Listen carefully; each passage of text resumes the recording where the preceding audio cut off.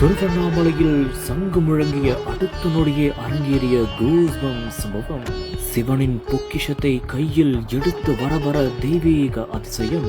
மலை உச்சியில் இதுவரை காண கிடைக்காத ஓர் அற்புத காட்சி.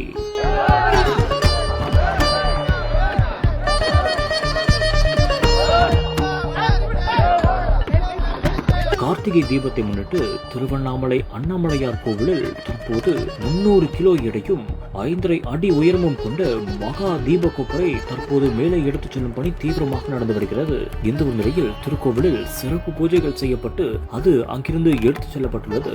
இந்த ஒரு காட்சிகள் தற்போது சமூக வலைதளங்களில் அனைவரையுமே புல்லரிக்க வைக்கும் விதமாக அமைந்துள்ளது.